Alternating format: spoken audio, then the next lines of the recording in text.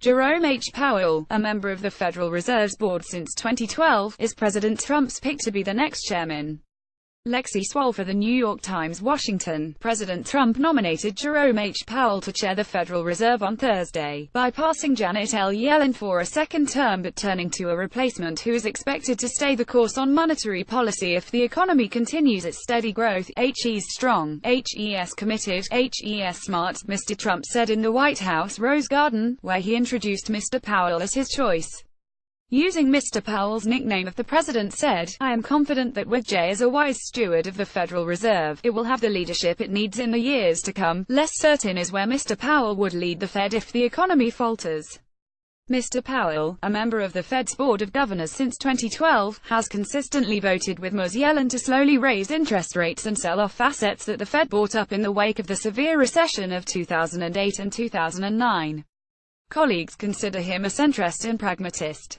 But he lacks the deep background in economics of some of his predecessors, and he has expressed skepticism in the past about the unconventional measures that the Fed took after the recession. Mr. Powell could also depart from the Fed's current trajectory when it comes to regulating banks and other financial institutions, rules Mr. Trump has said should be loosened. The nominee offered little hint of his thinking during brief remarks in the Rose Garden. He said the nation's economy has made substantial progress toward full recovery since the financial crisis and that banks are in far better shape. "I will continue to work with my colleagues to ensure that the Federal Reserve remains vigilant and prepared to respond to changes in markets and evolving risks," he said. Mr. Powell is a Republican with strong roots in the party's establishment and in the financial industry, a lawyer by training and investment banker by trade.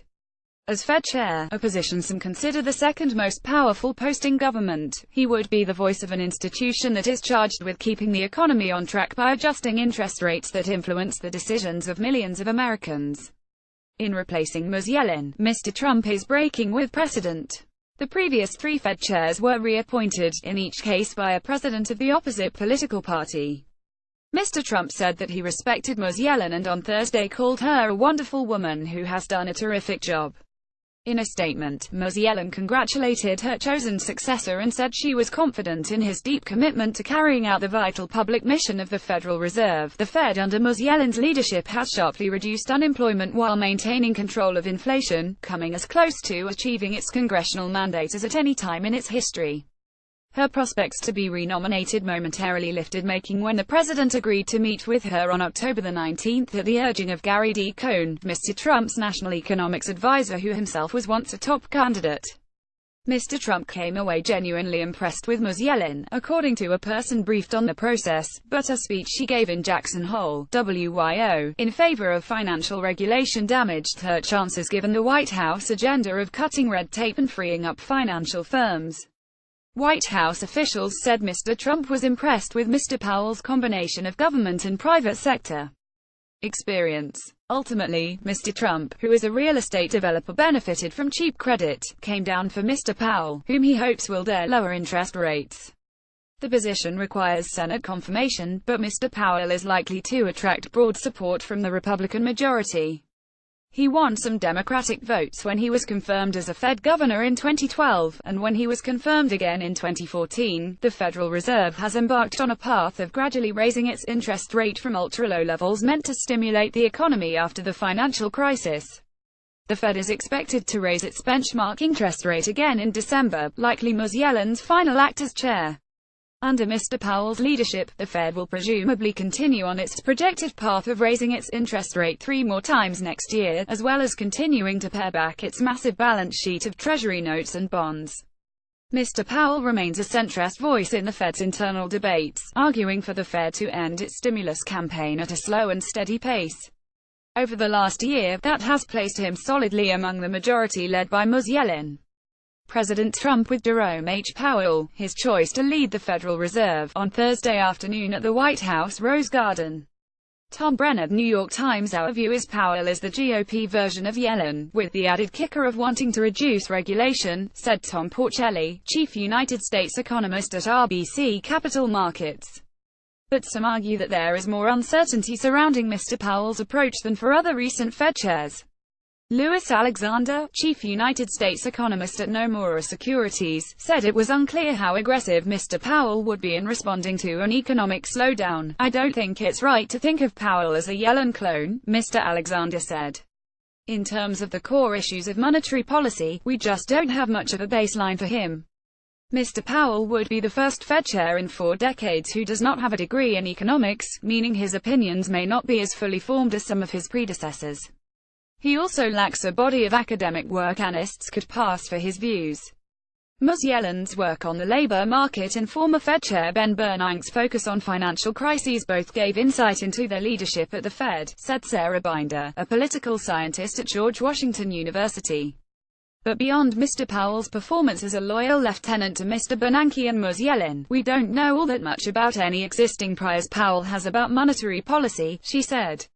As a member of the Fed's Board of Governors, Mr. Powell raised concerns in 2013 that the Fed was trying too hard to revive economic growth with its massive bond-buying program, calling into question whether he would be as willing as Mr. Bernanke and Ms. Yellen to use such tools again.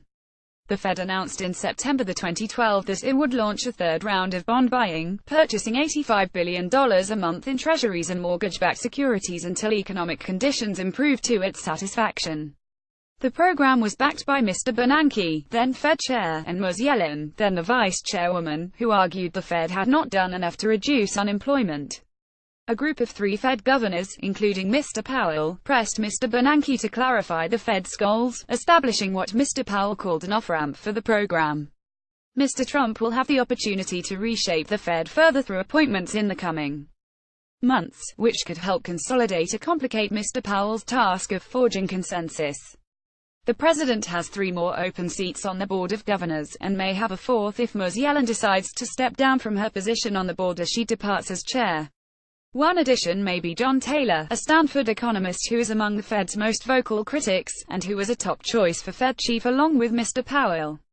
Mr. Powell may diverge from his predecessor on financial regulation. In a June appearance before the Senate Banking Committee, Mr. Powell said that the Fed's current rules showed opportunities for improvement, although he made clear that he did not fully embrace the Trump administration's plans for significant reductions in regulation, released a few weeks earlier. "There are some ideas in the report that make sense, maybe not as expressed there, but it would enable us to reduce the cost of regulation without affecting safety and soundness," he said, adding, "There are some ideas that I would not support." Mr. Powell has expressed support for legislation that would require financial regulators to apply cost-benefit analysis to proposed rules. He pushed back against proposals to allow large banks to borrow more of their funding, saying that requiring them to raise capital from investors had strengthened the financial system. Mr. Powell, 64, is a Washington native. He studied politics at Princeton, then earned a law degree from Georgetown and embarked on a career in investment banking. In 1990, he returned to Washington to work for Treasury Secretary Nicholas Brady and was named Under-Secretary for Finance. When Salomon Brothers was caught trying to manipulate the market in treasuries, Mr. Powell spent an August weekend making phone calls from Cape Cod, arranging for the company's top managers to resign and for Warren Buffett, a major investor, to become chairman of the company's board. Under pressure to account for the shortcomings in regulation that had allowed Salomon's misconduct, Mr. Powell told Congress, "There is no question that it can be improved, and improve it we will." Mr. Powell joined the private equity firm Carlyle Group in 1997. Over the next 8 years, he solidified his fortune. His 2016 financial disclosure form showed a net worth of as much as $55 million. In 2005, he left the firm to focus on public policy as a scholar at the Bipartisan Policy Center. He attracted the attention of the Obama administration in 2011, when he worked behind the scenes to persuade congressional Republicans to raise the debt ceiling. The next year, President Barack Obama nominated Mr. Powell to the Fed. Kate Kelly and Ben Castleman contributed reporting from New York, and Peter Baker from Washington.